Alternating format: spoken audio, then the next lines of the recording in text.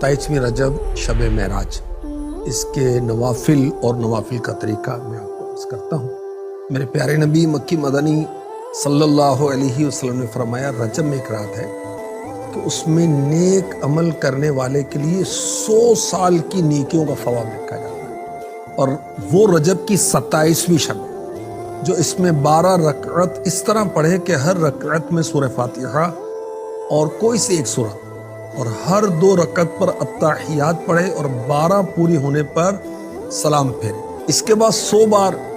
پڑھے سبحان اللہ والحمد للہ ولا الہ الا اللہ واللہ اکبر، 100 بار استغفار استغفر اللہ یا استغفر اللہ واتوب الیہ یہ پڑھے، 100 بار درود شریف پڑھے، اور اپنی دنیا و آخرت سے متعلق جس چیز کی چاہے دعا مانگے، اور صبح کو روزہ رکھے تو اللہ پاک اس کی سب دعائیں قبول فرمائے سوائے اس دعا کے جو گناہ کے لیے ہو۔ سبحان اللہ۔ شب اسرا کے دولہ حبیب خدا مکی مدنی مصطفیٰ صلی اللہ علیہ وسلم نے فرمایا، رجب میں ایک دن اور رات ہے، جو اس دن روزہ رکھے اور رات کو عبادت کرے گویا اس نے 100 سال کے روزے رکھے، اور وہ 27 رجب ہے۔ حضور پرنور صلی اللہ علیہ وسلم نے فرمایا، جو 27 رجب کا روزہ رکھے گا اللہ پاک اس کے لیے 60 مہینوں کے روزوں کا ثواب لکھے گا۔ اور یاد رکھیے، 27 رجب کی رات شب بیداری کرنا، رات جاگنا، عبادت کرنا، یہ ثواب کا کام ہے، مستحب ہے، اور ہر رات کو کثرت سے عبادت کرنا مستحب ہے۔ اور جو شب معراج ہے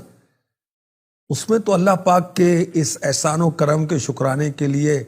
ہم جتنی عبادت کریں کم ہے، کہ یہ وہ رات ہے جس میں 5 نمازیں فرض ہوئیں اور جو ثواب میں 50 کے برابر ہے۔ اللہ پاک نے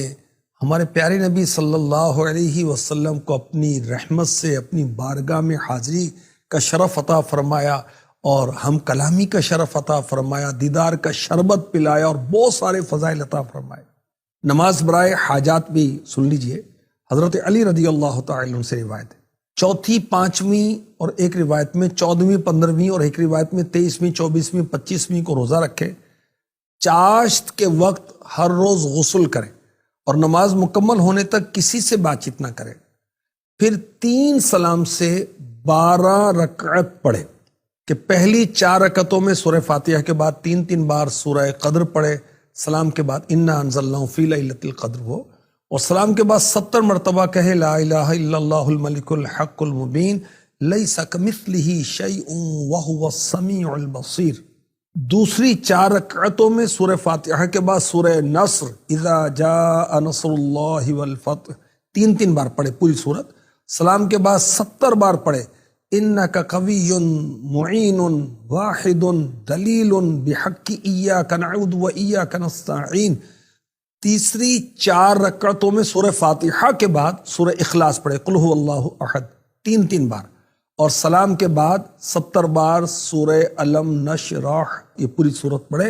پھر اپنا ہاتھ سینے پر رکھ کر حاجتوں کو پورے کرنے والے مالک و مولا اللہ کریم کی بارگاہ میں اپنی حاجات کا سوال کرے،